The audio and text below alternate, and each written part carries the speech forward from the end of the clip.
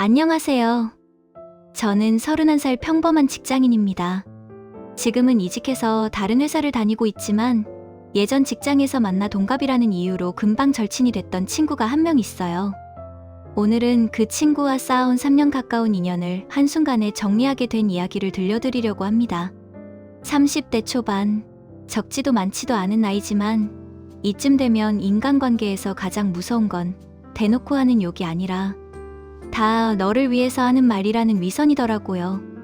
주변에선 사회에서 만난 인연도 다 자산인데 그렇게까지 매정하게 등을 돌릴 필요가 있냐고 얘기하기도 하지만 사실 저는 그게 우정인 줄 알고 버틴 건데 실은 친구라는 핑계로 던지는 무례한 말들에 제 자존감이 조금씩 무너져 가고 있었던 거였어요. 익숙함 때문에 자꾸만 느껴지는 그 쎄한 기분을 저를 너무 아끼는 친구의 과한 걱정이라고 믿었던 제가 참 바보였던 거죠. 소연이와는 전 직장에서 만나 3년 전부터 친구로 지냈습니다. 늘 지혜야, 너처럼 일 잘하고 예쁜 애가 어디 있니? 라며 저를 치켜 세워주는 통에 저는 소연이가 정말 저를 아껴주는 줄만 알았습니다. 하지만 돌이켜보면 소연이는 제가 자기보다 반걸음 뒤에 있을 때만 친절했습니다. 제가 지금의 남자친구인 민준 씨를 만나기 전까지 소연이는 제 연애 상담사 노릇을 하며 늘 제 눈을 높여놨거든요. 지혜야, 너 정도면 최소한 집안 좋은 사람은 만나야지. 너는 남자 볼 줄 몰라. 이런 평범한 남자는 쳐다도 보지 마. 그땐 몰랐습니다. 그게 저를 위한 게 아니라 제가 너무 좋은 사람을 만나 자신을 앞질러 가는 걸 막으려는 정교한 전략이었다는 거려. 제가 민준 씨와 진지하게 결혼을 준비하기 시작하자 소연이의 본색이 드러났습니다. 민준 씨는 화려한 외제차를 끌거나 명품으로 자신을 치장하는 사람은 아니었지만 자기 분야에서 인정받으며 차근차근 매실을 다져온 정말 단단한 사람이었거든요. 소연이는 바로 그 안정감을 견디지 못했습니다. 카드 할부와 월세에 허덕이는 자신의 현실이 민준 씨라는 거울에 비쳐 더 초라해 보였던 거겠죠. 어느 날 카페에서 만난 소연이는 대뜸 제게 이런 말을 했습니다. 지혜야, 너무 성급하게 결정하는 거 아니야? 그 오빠 성실한 건 알겠는데 솔직히 좀 평범하잖아. 너 정도 외모면 조금 더 욕심내도 될 것 같은데 나중에 후회할까봐 내가 다 걱정돼서 그래. 남들 보는 눈이라는 게 있잖아. 소연이는 은근슬쩍 저와 자신을 남들보다 앞서가는 대단한 사람인 것처럼 포장하곤 했습니다. 특히 소연이는 입버릇처럼 나는 진짜 제대로 된 남자 아니면 안 만나라며 거들먹거리곤 했죠. 그런데 실상은 어땠냐고요? 소연이는 제가 아는 3년 동안 솔로였습니다. 소개팅을 나가도 애가 급이 안 맞는다, 분위기가 떨어진다며 퇴짜를 놓기 일쑤였죠. 사실은 자기가 연애를 못하고 있는 건데 그걸 눈이 높아서 안 만나는 척 포장하면서 저를 깎아내리고 있었던 거예요. 사건은 소연이가 주도하는 정기 모임에서 터졌습니다. 그날 소연이는 유독 기세등등했습니다. 다들 월세 걱정, 카드값 걱정을 하면서도 손목에는 수백만 원짜리 명품 가방을 걸치고 있었죠. 그들은 서로를 보며 입에 침이 마르도록 칭찬을 늘어놓기 시작했습니다. 어머, 소연아, 이 가방 저번에 말한 구하기 힘들다던 거 아냐? 역시 이런 건 너처럼 좀 화려하게 생긴 애들이 들어야 산다니까. 진짜 찰떡이다. 소연이는 기분이 좋은 듯 머리칼을 뒤로 넘기며 대답했습니다. 너도 오늘 얼굴 되게 좋아 보인다. 확실히 대화가 통하는 사람들끼리 모여야 에너지가 채워지는 것 같아. 이런 감각 공유하는 게 생각보다 쉽지 않잖아. 그런데 함께 있던 다른 친구 한 명이 민준 씨의 사진과 근황을 듣더니 뜻밖의 반응을 보였습니다. 지혜야, 근데 민준 씨 진짜 진국인 것 같아. 요즘 같은 때에 자기 분야 확실하고 자산 관리 저렇게 똑 부러지게 하는 남자 찾기 진짜 힘들잖아. 내 남친은 맨날 코인 한다 뭐 한다 난린데 솔직히 너 좀 부럽다. 그 말이 떨어지기가 무섭게 분위기가 싸늘해졌습니다. 소연이는 묘하게 비꼬는 웃음을 지으며 제게 입을 열었습니다. 지혜야, 너 정말 대단하다. 어떻게 민준 씨의 그 소박함을 이렇게 예쁘게 포장해서 말해줬길래? 얘까지 부럽다는 소리를 하니 사실 결혼은 생활이잖아. 연애할 때야 그 무난함이 좋아 보이겠지만 너처럼 눈 높은 애가 나중에 그 지루함을 견딜 수 있을까? 나는 네가 나중에 시들까봐 그게 걱정돼서 그래. 보는 눈 좀 키우라고 하는 소리야. 다 네가 아까워서 그래. 사실 속으로는 기가 막혔습니다. 소연이나 여기 모인 애들이나 고만고만한 월급으로 하루하루 살아가기 바쁜 평범한 직장인인 건 제가 제일 잘 알거든요. 본인들도 앞날 걱정하며 팍팍하게 살긴 매한가지면서 대체 왜 제 남친에게는 억대 연봉의 모든 걸 갖춘 완벽함을 요구하는 건지 이해가 되지 않았습니다. 자기 객관화가 전혀 안 된 채 서로의 안목이니 분위기니 말하며 현실을 외면하는 그들의 모습이 기괴하게 느껴졌습니다. 그러다 소연이가 화장실을 가며 휴대폰을 테이블 위에 놓고 나갔습니다. 그런데 소연이가 자리를 비운 지 얼마 되지 않아 소연이의 휴대폰 화면이 밝아지며 알림이 쏟아지기 시작했습니다. 오늘 모임에 사정이 있어 못 온 동료 민주와 다른 친구들이 보낸 메시지들이었습니다. 미리 보기 방지 설정이 안 되어 있었는지 그동안 자기들끼리 저를 안주 삼아 나눈 대화들이 실시간으로 툭툭 터져 나왔습니다. 야, 오늘 지혜 모임 나옴? 크크크.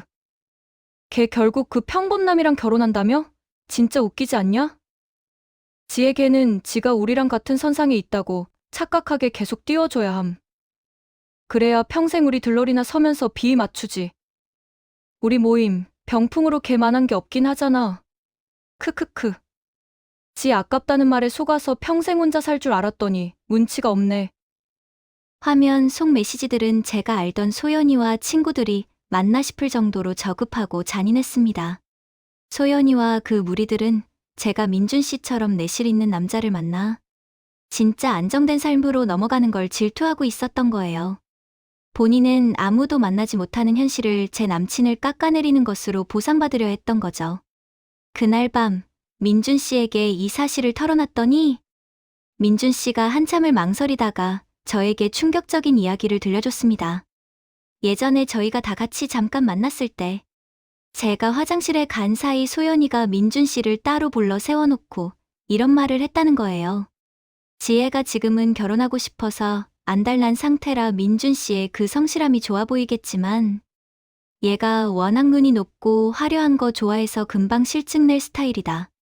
나중에 지혜가 마음 바뀌어서 딴소리해도 너무 상처받지 마라. 민준 씨에게 이런 말을 하며 친구라는 이름 뒤에 숨어서 제 남자의 마음속에 불안의 씨앗을 심고 저희 사이를 은근슬쩍 흔들고 있었던 겁니다. 며칠 후 저는 아무 일 없었다는 듯이 소연이를 만났습니다. 결혼 전인데 내가 근사하게 한턱 낼게라는 말에 소연이는 신이 나서 평소보다 더 화려하게 치장하고 나타났습니다. 식사가 무르익고 소연이가 역시 우리 지혜가 최고다라며 가식적인 칭찬을 쏟아낼 때쯤 저는 조용히 냅킨을 내려놓았습니다. 소연아, 오늘 참 예쁘다. 근데 오늘 이 밥 내가 사주는 거 아니야. 각자 먹은 건 각자 계산하자. 갑작스러운 제 제안에 소연이는 당황한 듯 와인 잔을 내려놓으며 되물었습니다. 지혜야, 갑자기 그게 무슨 소리야? 오늘 축하 모임 아니었어? 저는 차분하게 말을 이어갔습니다. 축하, 글쎄. 네가 단톡방에서 나보고 평생 들러리나 서라고 비웃었던 거, 다른 사람들과 내 험담을 한 거, 그리고 예전에 내 남친 따로 불러서 나에 대해 이상한 소리 한 거, 어제 민준 씨랑 다 확인했거든. 네가 얼마나 우리 불행해지길 바라는지 너무 잘 알겠더라. 순식간에 소연이의 얼굴이 하얗게 질렸습니다. 한참을 더듬거리던 소연이는 떨리는 목소리로 겨우 입을 뗐습니다. 지혜야, 그건 그냥 농담으로. 아니, 우리가 그동안 너를 얼마나 챙겨줬는데 어떻게 이래? 너 진짜 너무 예민한 거 아니야? 나 너한테 정말 실망이다. 저는 헛웃음을 삼키며 자리에서 일어났습니다. 실망? 끝내고 싶은 건 나야. 너희가 만든 그 가짜 세상에 장단 맞춰주는 거 이제 진심으로 역겨워졌거든. 아, 그리고 소연아. 네가 그렇게 무시하며 깎아내리던 내 남친, 이번에 우리 같이 살 집으로 서울에 아파트 계약했어. 너희가 보여주기식 삶에 매달릴 때 그 사람은 내 삶을 진짜로 채워준 유일한 사람이었어. 너희 같은 가짜들은 아마 모를 거야. 너랑 쿵짝이 잘 맞는 그 친구들과 앞으로도 평생 잘 지내고 우리 다신 연락하지 말자. 사색이 된 소연이를 뒤로하고 식당을 나왔습니다. 단 한 번도 돌아보지 않았습니다. 저는 그 길로 소연이와 그 무리의 연락처를 차단했습니다. 만날 때마다 쎄한 느낌이 있었는데 회사에서 만나 친구가 된 인연이라 손절하기까지 망설이었던 시간이 아까울 정도로 끊어내고 나니 오히려 숨이 쉬어지더라고요. 지금 저는 저를 진심으로 아껴주는 민준 씨와 누구보다 행복한 결혼 생활을 하고 있습니다. 그 아파트에서 보이는 풍경을 볼 때마다 생각해요. 앞에서는 저를 위하는 척 칭찬을 늘어놓으면서 뒤에서는 온갖 욕을 하던 사람들을 친구라고 믿고 함께했던 그 시간들이 지금 생각하면 얼마나 아까운지 몰라요. 오늘의 이야기는 여기까지입니다. 주변에서 다 너를 위해서 하는 말이야 라는 핑계로 당신의 자존감을 갉아먹는 사람이 곁에 있나요? 오래된 인연이라는 이유로 나를 띄워준다는 이유로 억지로 참지 마세요. 당신을 진심으로 아끼는 사람은 당신의 선택을 비하하지 않습니다. 가끔은 조용히 문을 닫고 나오는 것이 나를 지키는 가장 용감한 선택이 될 수 있습니다. 나를 찬사로 감싸면서도 뒤에선 질투하는 가짜 친구 10명과 표현은 서툴러도 내 행복을 진심으로 바라는 친구 1명. 여러분은 인생에서 어떤 인연을 선택하시겠습니까?